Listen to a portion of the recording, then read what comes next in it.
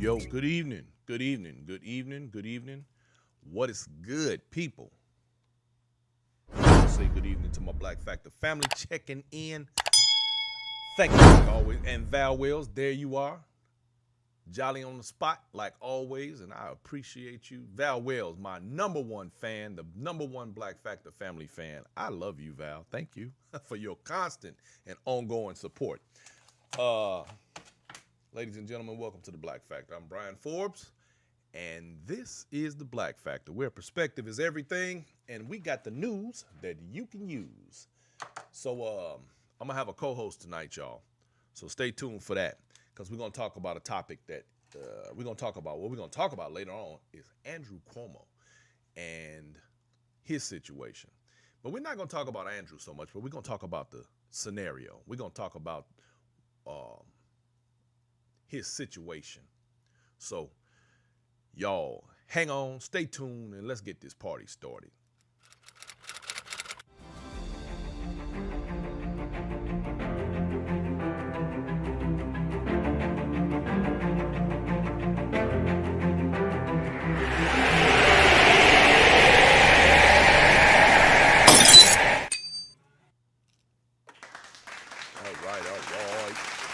All right.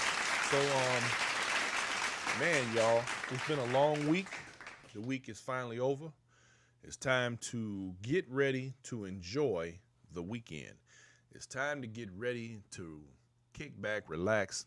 And let me tell you, y'all gotta watch. You gotta watch Coming to America too. That movie was really good. I thoroughly enjoyed that movie. Before I get into that, right quick, don't y'all forget, hit the likes, hit the shares. Don't forget to join, follow, subscribe, and tell a friend. Tell somebody about the Black Factor. Let people know that they can come here and kick it with family and get that good information and maybe even learn a thing or two. Hell, you might even teach me something. That'd be a good thing. I need to learn as much as I can. Don't forget, every Wednesday we simulcast with Oh So Smooth Radio. Don't forget to download the app, iTunes, or your Play Store.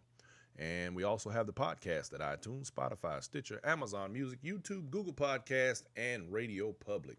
So again, don't forget to smash those like buttons. Hit them, subscribe, follow, share, and all that good stuff. But right quick, y'all. So, Coming to America. Like, I thoroughly enjoyed that movie. It was fun. It was a lot of fun. It reminded me of more or less like it was a sequel. It wasn't.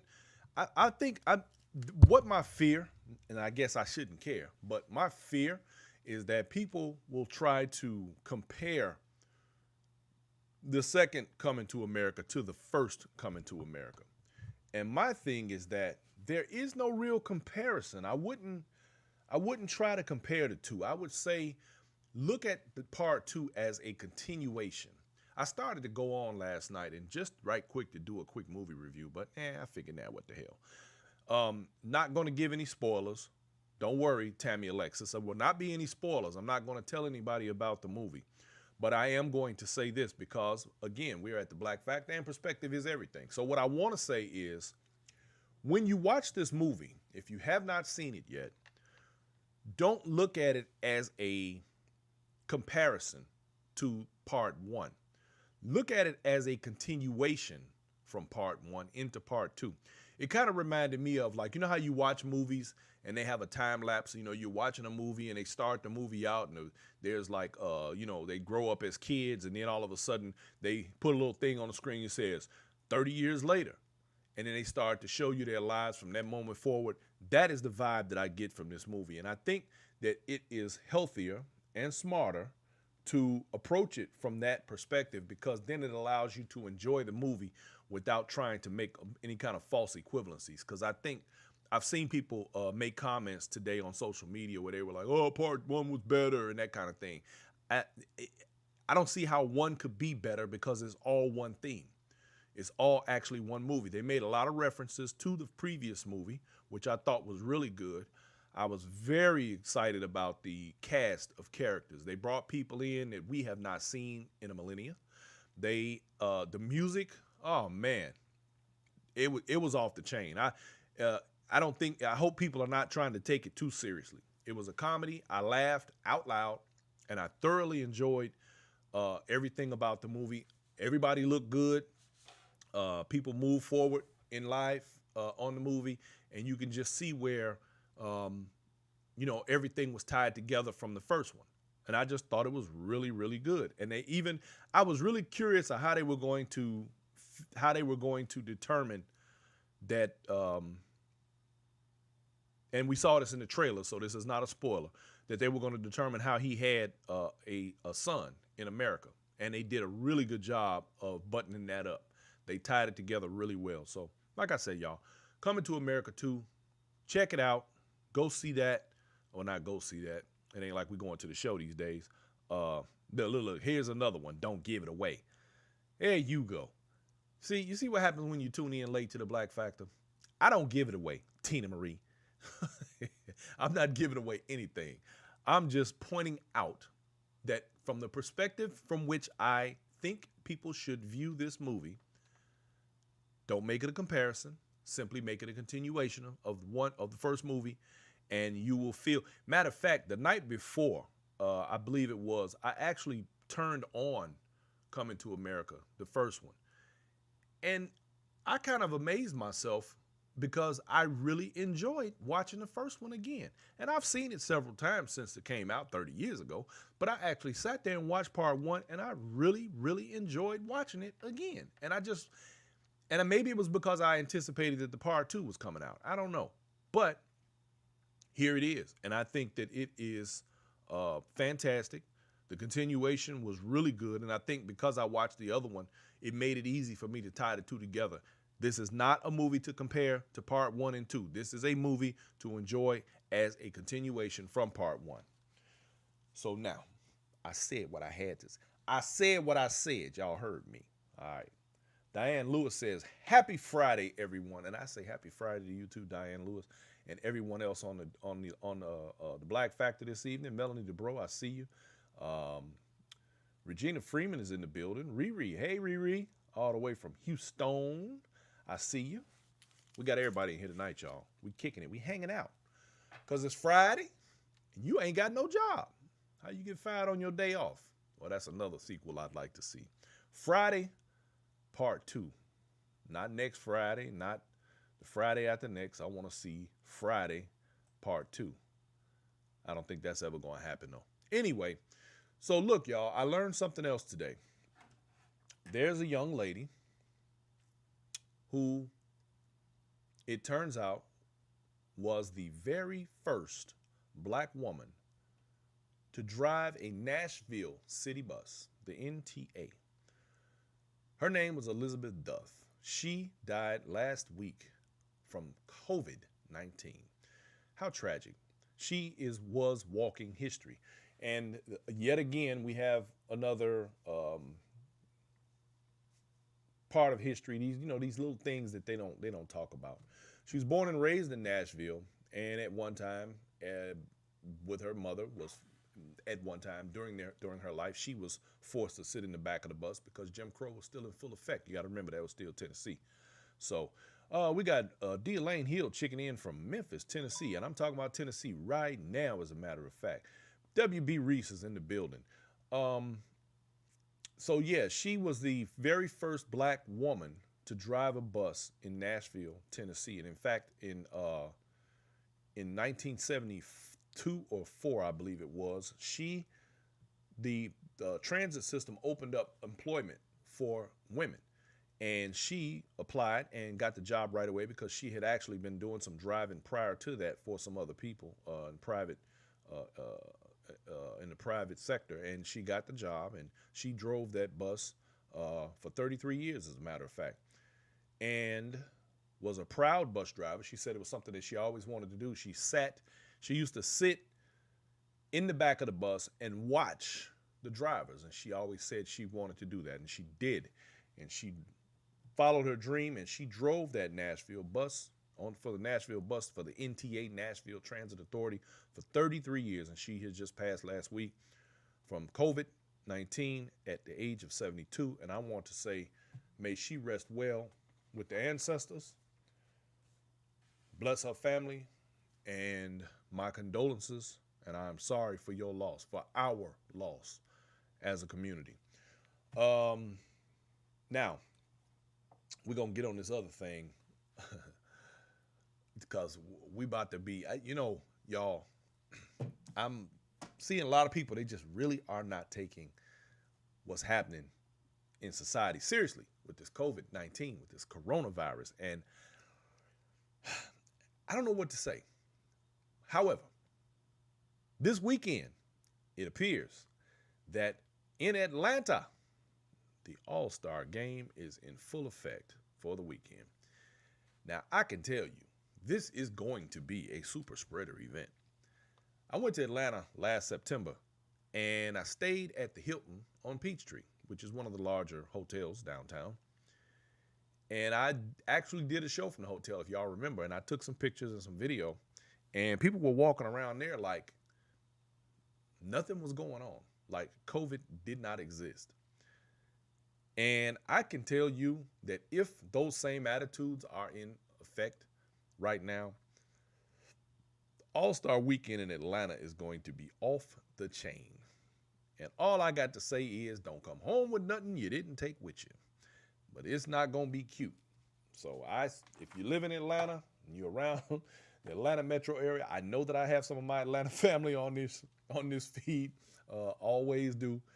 Y'all be careful out there, man, because it's not going to be cute. It's going to be off the hook in the A for the weekend because they're going to be partying like it's 1999. That's how that's going to go.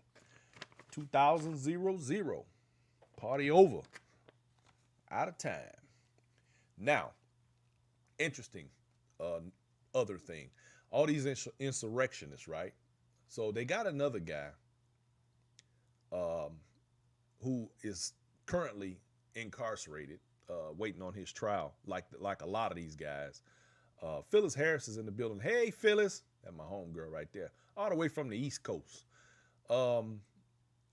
They are complaining now about, they're locked up and they're complaining about their conditions. This guy, his name is Frederico Klein, and he's upset because he says roaches are crawling over him in his cell at night in his sleep. Well, this particular Frederico Klein was a member of the Trump administration. He had a high-level position with a top-secret security clearance. And it appears that the authorities have multiple, and I'm talking about a ton. They got a ton of pictures of this guy at the Capitol during this insurrection, inside and outside, and trying to break down doors and that sort of thing. So he's now complaining about his living conditions within the jail, and I see that some of the others are beginning to crack. But you know what Beretta said? If you can do the time, then you shouldn't do the crime. I think that's how the song goes. No, no, no. Because what we're not going to do is have you crying about what you set yourself up for. You get the Darwin Award. So, the QAnon shaman, y'all remember him? That's the dude with the buffalo head on and all the red, white, and blue paint. He is also complaining. And one of he also says that, well, he says, I didn't do anything wrong. I didn't hurt anybody. I just went in and said a prayer and sung a song. And although he did leave a threatening note on Chuck Schumer's desk saying that this is not over and justice will be done and so on and so forth. But the funny thing is, he still broke the law. And if he is to be handled the way that the authorities manage to always handle black folks and the way things get done, then he will be served well, because we already know how we get treated. He is very upset about his situation. And, of course, now he has to wait until his trial. But the funny thing is, in a statement that he made today, in court, because they had a court hearing today about his case, he said that he thought that Donald Trump would have his back. Ooh, Bubba got your back. Anyway, all right, right, y'all. Y'all know I'm stupid. I guess he shouldn't have crashed into the Capitol, then he wouldn't be having these problems right now. All right, so on to other news. Texas, y'all. I got to get back to Texas again. Because y'all know that Texas is a hot ass mess. And I want to point out that so far, we have gone 0 days without being a national embarrassment, thanks to Greg Abbott, because he is a clown. And he is becoming more of a clown as the days pass. And I just don't know what to say about this anymore. This state is about to become a super spreader once again. We are in trouble. This thing is about to get hectic out here, y'all. I don't know what the intentions of Greg Abbott are. I'm not sure what his motivations are. I'm not sure what it is that he is trying to accomplish. I'm wondering, is he thinking that what he's doing is going to save his career, his political career? Because his political career is about to be in the toilet as we speak.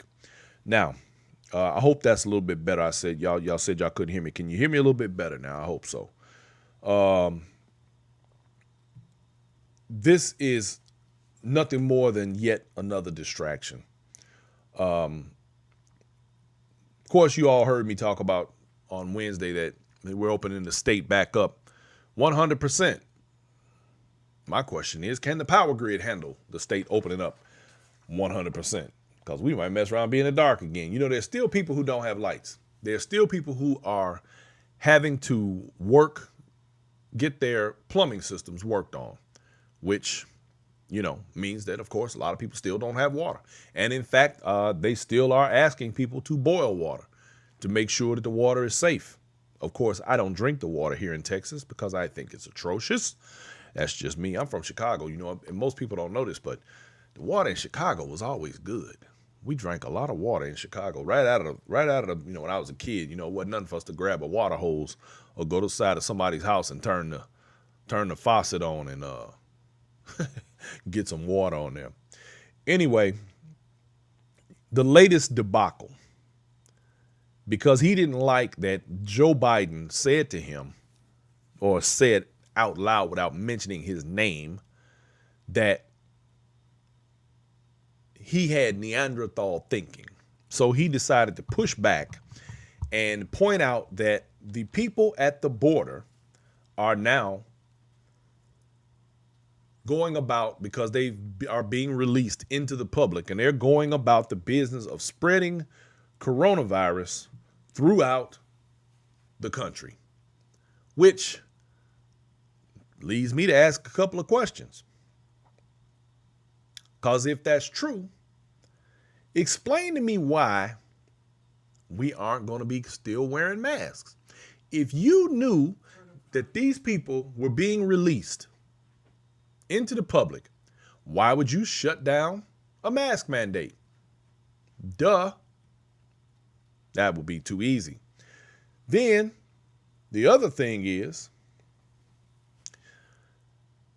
if you knew that these people were being released, and of course, we also know that the people that are being released are the people that have been in these concentration camps for the last, I don't know how many months or years because of the Donald Trump administration.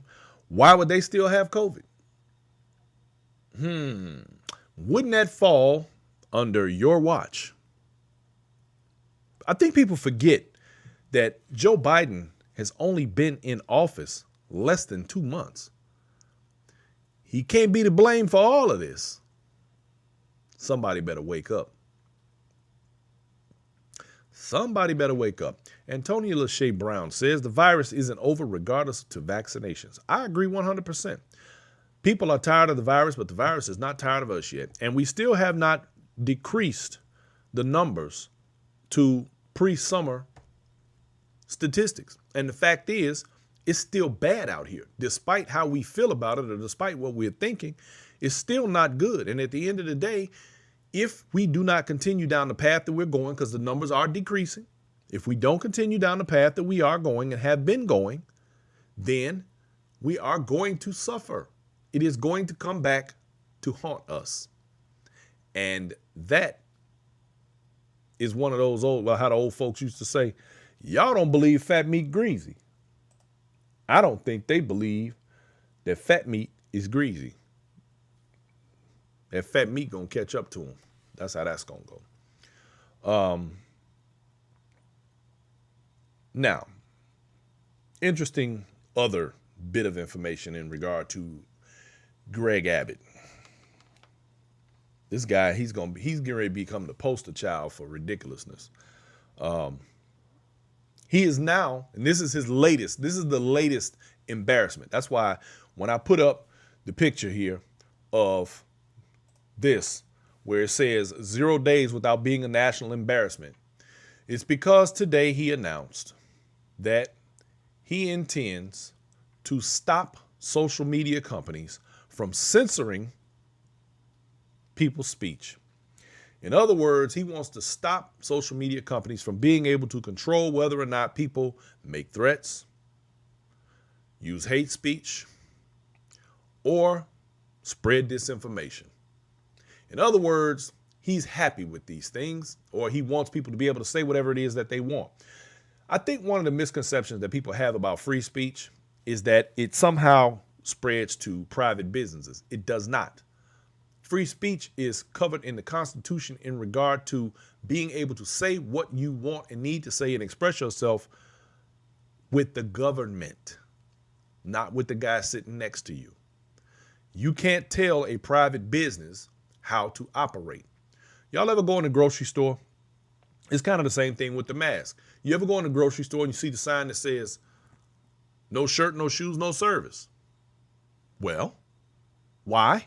Because they have the right to do that. They have the right to tell you whether or not they will serve you based on your attire or your behavior. And if they say to you, regardless, if they come in there and they say to you, I'm sorry, we can't serve you because you're improperly attired. You must leave the store now. At that very moment, if you don't leave the store, guess what they call that in the law? Trespassing.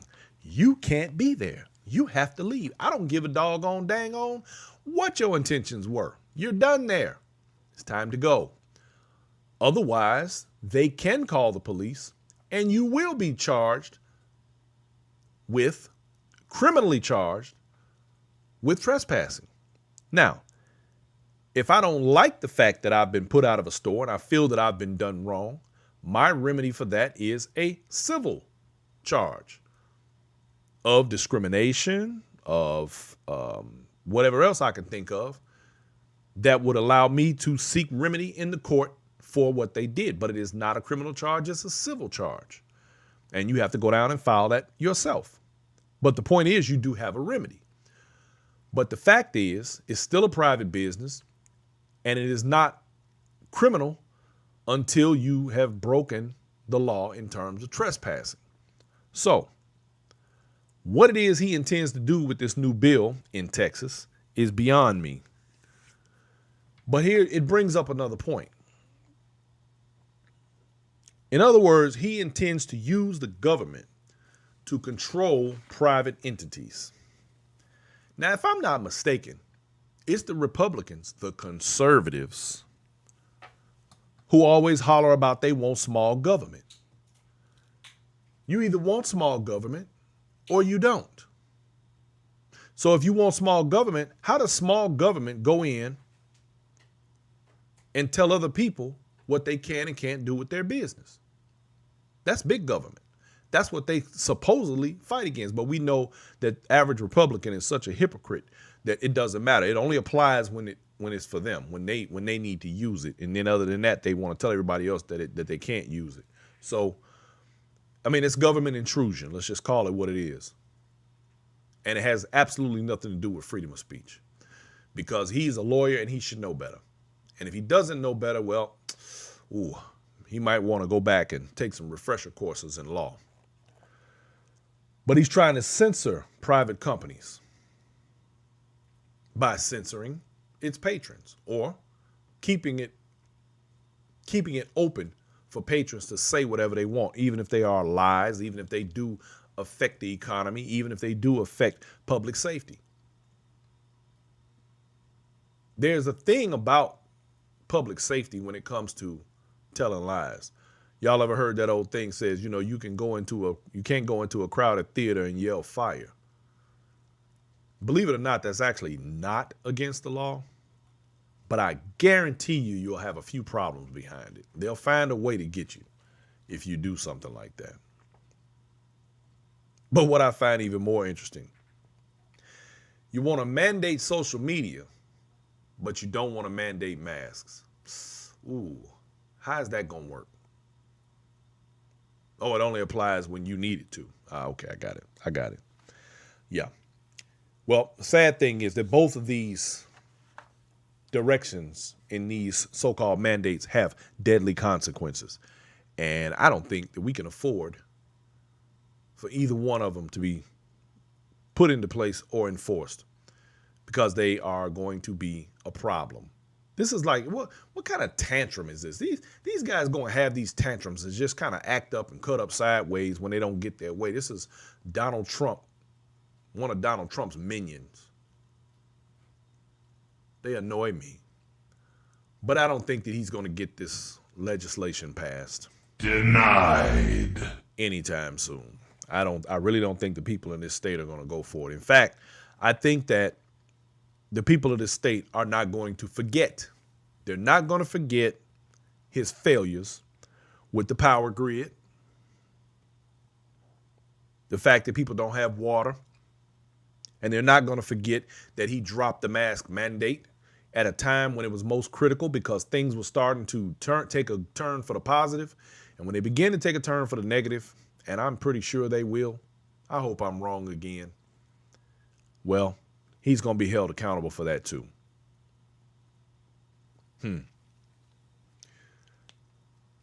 Why isn't he worried more about that jackrabbit, Ted Cruz, who fled the state at the first sign of trouble, ran away from all of his constituents and left them to freeze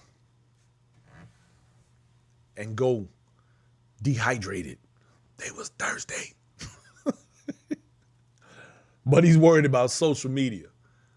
And then what makes it even worse, this is the same state with Ted Cruz who turned around and tried to sue Georgia for their election, which was completely baseless and unfounded, based on lies, and based on the fact that the reason, and again, remember now, these are the same conservatives who at the beginning of what we know today as our republic were the very ones who fought tooth and nail for this little thing called states' rights, which means that the federal government doesn't have the constitutional right to tell other states what to do. Other states don't get to tell other states what to do, but they tried it. Now, the people of the state damn near froze, don't have water and electricity, but you're worried about what people can do on social media. I think your priorities are a little screwed up, Mr. Abbott. These manufactured lies are getting old. And I personally, I'm tired of it. The lie of voter irregularities, and they even say, oh, we can stop the use of masks, regardless of the fact that it's a national health crisis. But you can't fix this third world power grid. But guess what? There's a silver lining. The people of Texas won't forget. Oh, you can bet your bottom dollar on that. We will not forget. And I guarantee you that the voter push that's coming is going to push Greg Abbott right out of office. Oh, it's coming. It's coming like a freight train. What they call them, Trump trains. This gonna be a train to get Abbott out of office. It's coming Beto O'Rourke will be running for governor, and you can bet your bottom dollar if he runs, that is where my vote will be going. Not because I am a Democrat or I identify with Republicans. I don't give a doggone. But I am interested in people who actually care about other people and have the intent of taking care of public health, as well as making sure that the residents of wherever I live are taken care of regardless of their ideology, even for the ones who don't know what's good for them. And don't try to make me believe that that's not true, because we all know that there's a whole lot of people that don't know what's good for them. And they do all sorts of Darwinian things every day that will put them in harm's way. But if the idiots in charge didn't lie so much and con the constituents, there wouldn't be a need for any censorship. So let's think about it. If people like Greg Abbott and Ted Cruz didn't support the liar in chief that was in power, there would be no need for anybody to be censored. If they weren't spreading misinformation and lies, there would be no need for anybody to be censored, to have to worry about what's being said by whom. We wouldn't have to worry about these things. But we do, because they have created a monster and the cat is out the bag. And guess what? Like I always say, the chickens will come home to roost. They're going to catch up to them. I just want to know, is this an attempt for them to do the bidding of one Donald Trump? Greg Abbott himself is a candidate for the Darwin Award. The Republican Party has become the champions of sociopaths, liars, and traitors. And they don't even care, which goes back to what we talked about on this show on more than one occasion. Is this deliberate? Is there something more sinister afoot? Is there something going on? What are we to look forward to? What's about to happen next?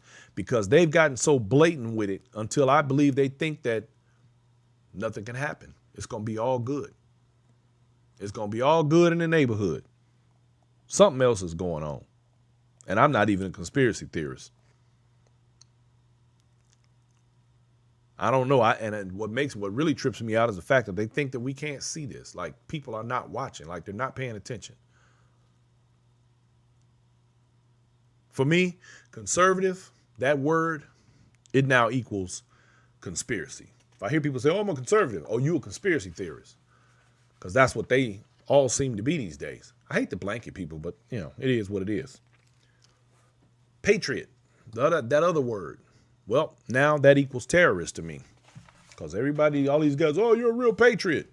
You're a patriot for speaking your mind and doing what you want and trying to take over the government. That's patriotic now. Now it's patriotic to take over the government. And for some reason, they can't see that what they're doing is wrong. That's amazing to me. Talk about having blinders on. Anyway, last but not least, y'all, because it's Friday and you ain't got no job. The governor, Andrew Cuomo. This is where I want to go, y'all. And I'm going to be looking for y'all's questions on this or comments, because I'm not going to say I'm torn about this, but I'm a strong believer that victims, women who suffer from the unwanted advances of men or any non-consensual touch or any of that, is dead ass wrong. It shouldn't happen. But I'm not going to lie to y'all, I'm struggling with this Andrew Cuomo situation. For those of you who don't know, Andrew Cuomo is currently under fire. One of the things he's under fire for is being involved with making what have been called sexual advances at staff, at someone that has worked with him. In fact, I believe there's 2 or 3 of them. I'm not sure the number. You all correct me if I'm wrong. Anyway, here's the question. I need y'all's help on this. Andrew Cuomo is not married. Andrew Cuomo is a single man. is approaching a woman just because she works with you, works for you, is approaching a woman not having used any overly sexual language or anything of that nature, and a man, okay, let's do it like this. You and I work together. Or, gentlemen, you and one of the ladies work together. And one of them makes a suggestion that, man, maybe we should go out sometime. Does that qualify as harassment? Now, if somebody continuously badgers or uses their position in a way to coerce you to do something that you don't want to do, or to say to you, if you don't do this, you'll lose your job, that's harassment. And that is also that's easy to litigate in a court of law, provided there's some solid proof. But nowadays, women don't need much proof. They can just say that it happened, and all of a sudden they jump all over it. Phyllis Harris says, what about all of the sexual advances the orange agent made? And he's married. Well, I agree, Phyllis. And this is where those double standards and that hypocrisy from that group comes in. And this is the part that I don't understand. And I personally think that the establishment, the conservatives, the conspiracy people, I think that they're upset with Andrew Cuomo because of his outspokenness in regard to the coronavirus, because he was very blatant with his words during his attempt to get a handle on this thing in his state. But Regina Freeman says that qualifies as proximity, not harassment. Okay, very good. Thank you. I was about to ask you to explain that. Because what I'm trying to understand is, I've watched this young lady. She's 25 years old. She's young. And I'm not trying to say the young people don't know what's going on. But she made a couple of statements that I saw on the news where she said that he was trying to groom her. She felt he was trying to groom her, and she felt that he was going to ask for sex. No, he didn't ask for sex. She said she thought he was going to ask her for sex. Now, my question is, are we witnessing somebody who genuinely felt offended by the words that he said, and not one time has she said anything vulgar? Not one time has she said anything really that I found to be out of the way. And I think I'm pretty objective. I mean, don't get me wrong. Look, I got daughters, y'all. And I can tell you unequivocally that if my daughter were pursued improperly by some man, I would be the first one to have something to say. But I'm trying to understand, how is it that we've come to a place in society where if a woman even suggests that a man tried to date her, because the things that he said so far amount, that I've heard, that I heard this from what I've heard from the witnesses, from the accuser's mouth, equate, and these are things that I've said to women before in the workplace. I made the mistake of dating somebody in the workplace when I was younger, actually a supervisor of mine. And my thing is, none of this was considered harassment. And generally, when a woman doesn't want to date a man or see a man or whatever the case may be, she will say, I ain't interested, or give you the brush off.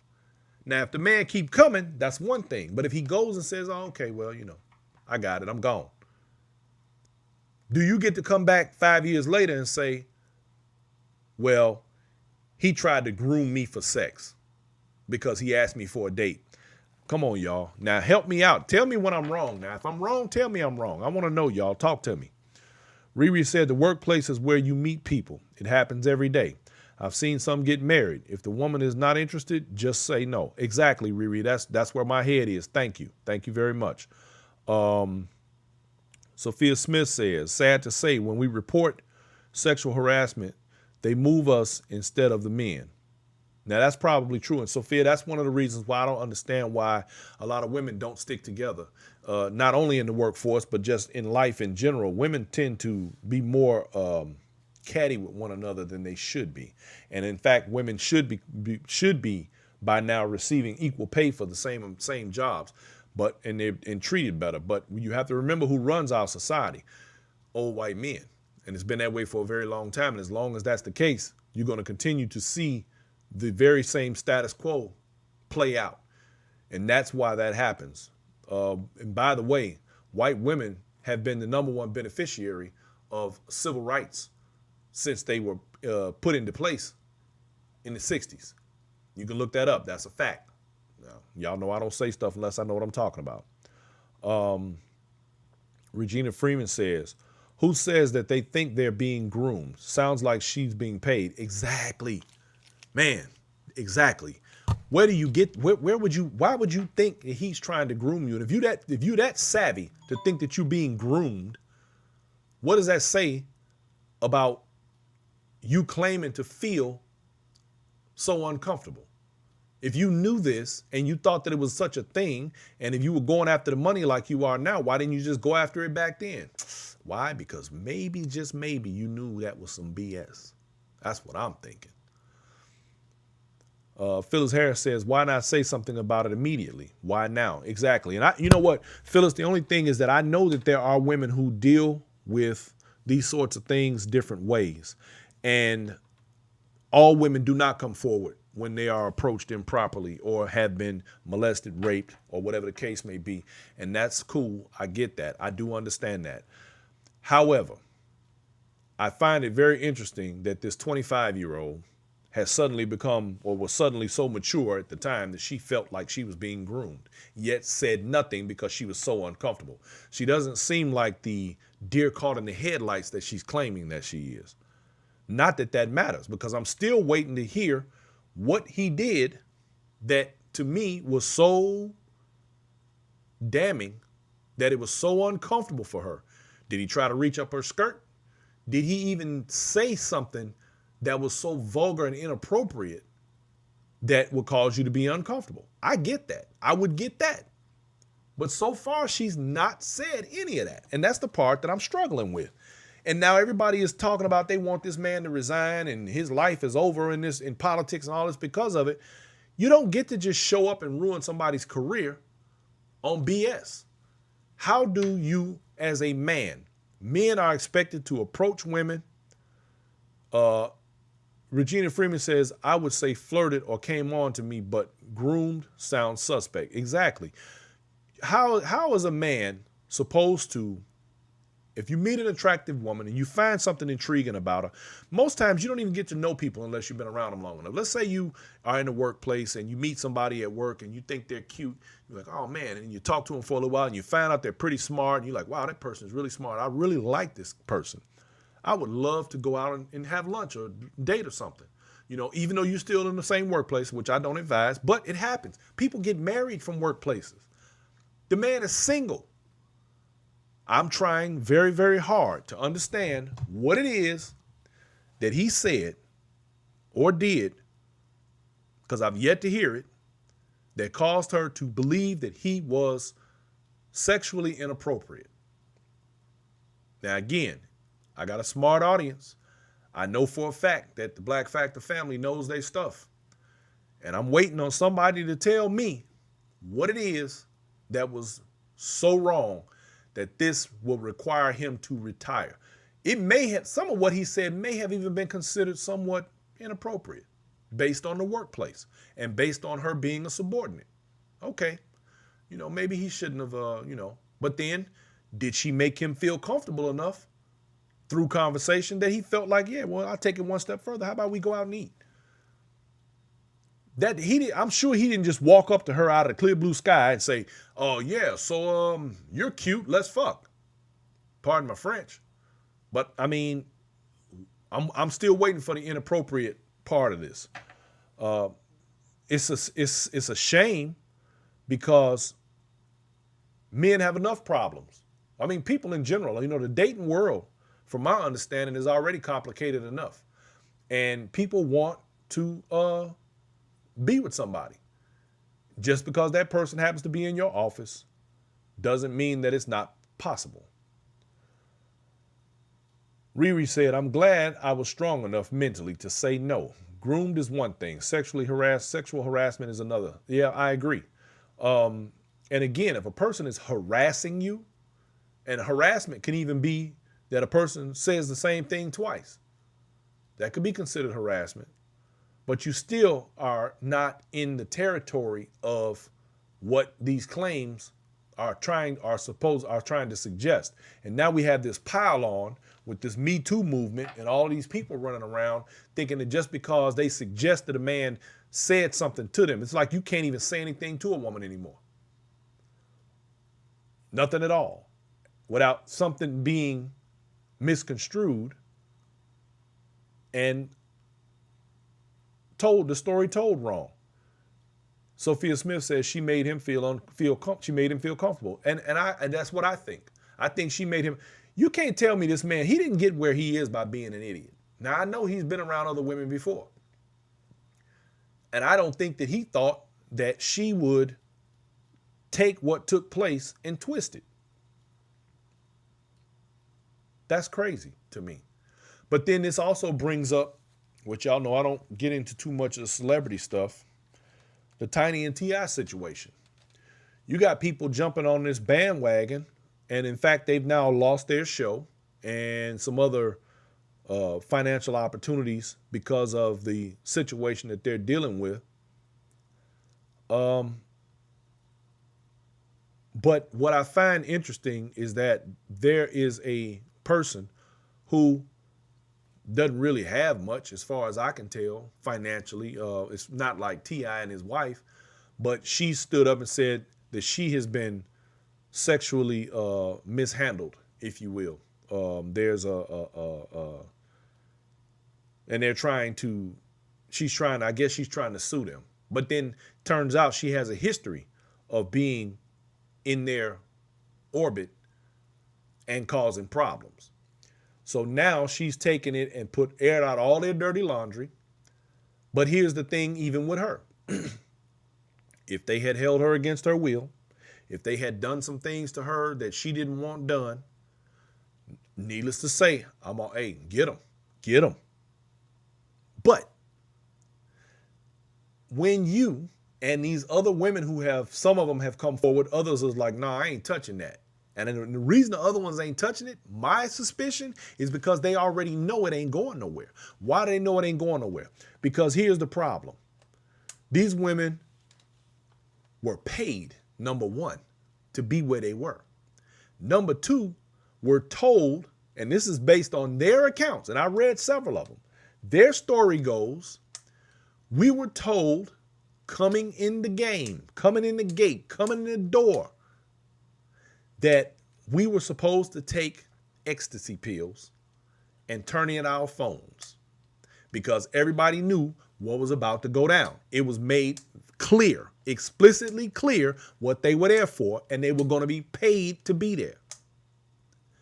Now, you don't get to do all of that, and if you consent prior to taking ecstasy, drugs, whatever they give you, you've consented to the activities that you've been told you're going to participate in. You've consented to taking a drug. Nobody can make you take a drug. Nobody was going to make you stay there. But they wanted that bag. So what they do? They stayed. And they got paid. You don't get to turn around after the fact and say you was molested. You were sexually harassed. You were held against your will. No. That's not how this works. Now, I wish at this point T.I. and Tiny had made them sign some type of non-disclosure agreements, NDA, for the purpose of them not airing out their damn dirty laundry, because they are people who have something to lose.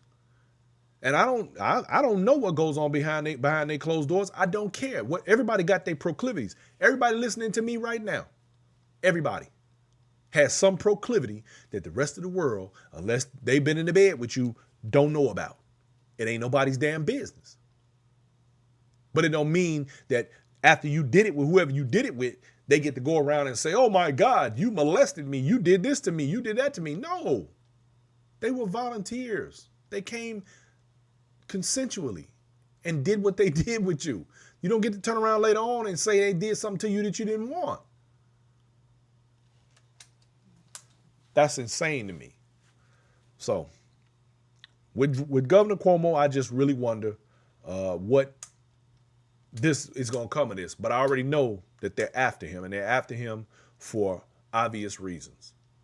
Because he doesn't support Trump, never did. In fact, he threatened Trump a time or two. So this is nothing more than them trying to bring him down. And that's my overall thought about it. W.B. Reese says, arguably, women do men wrong. I have first experience with a crazy, but prudence requires you to not entertain nonsense. Absolutely. But unfortunately, W.B. Reese, we're talking about a man who is in the spotlight, who has money and has levels of fame. And you have women out here and men who are chasing the bag. They sack chasers, and they're trying to get fame. They're trying to get their 15 minutes in the spotlight. And it's unfortunate, but these are the facts. So what are we going to do? All I can say is we got to be careful out here. And this does nothing more than muddy the waters for people who actually have actual reasons to bring a person into the court system. There are people out here, and when you see people who use trumped up nonsense and put it in such a light, it diminishes those women who actually deserve their time in court, who actually deserve to be heard for the things that were done to them by people that they didn't want doing things to them. It kills their opportunities. These women hurt one another by bringing this nonsense forward, all so that they can get a check or try to get a check. Well, it's unfortunate, but it is what it is. So anyway, ladies and gentlemen, I want to take the time to say I thank and appreciate each and every one of you, because y'all make this job so easy. Don't forget to get your copy of The Black Factor at bmforbes.com, because we got them on deck for you. I want you to all not forget that we are here every Monday, Wednesday, and Friday at 7 o'clock. And don't forget to share these lives. Don't forget to let everybody know that we're here and we're doing what we do, and offering opportunities for food for thought, to partake in the libations of information. That's always a good thing. I like to learn stuff, y'all. And I think that my Black Factor family also likes to learn stuff. That's why we're here. So we can all learn from each other. Each one, teach one, as they say. So it's the weekend, y'all. I want everybody to have themselves a fantastic, super elastic, bubble plastic weekend. Y'all remember that? The fantastic, super elastic bubble plastic. I want everybody to have themselves a wonderful, wonderful weekend. Enjoy each other. Hug somebody. And do not forget, check out Coming to America 2. Support this movie. Support the people in the movie, because there are people, I promise you, if you haven't seen it, you're going to be really shocked when you see some of the faces pop up. Phyllis Harris says, love the Afro pick, Brian. Thank you, Phyllis. I like my Afro pick too. I'm rocking my big Afro today. It's not even combed all the way out, but I'm gonna bring it out. I'm gonna bring it out the rest of the way here one of these days. I need to go see my barber, Tootie J, in the building. We got a Chicago's own Tootie J right here in San Antonio, best barber in the city. I'm telling you now, ain't nobody better than Tootie J. You need to check her out. And if you need Tootie's information, always just reach out to me, and I'll be happy to give it to the gentleman and some of the ladies too, because she does a wonderful job with the shortcuts. So y'all know what it is. Kim Shelton, how you doing, dog? You are late. Why are you so late? I'm going to punish you, Kim Shelton. All right. Y'all don't forget, check out Coming to America 2. I want everybody to have yourselves a wonderful weekend. And we're going to get up out of here, and we're going to do what we do, y'all, because it's time. I want to say love, peace, and chicken grease. We out of here.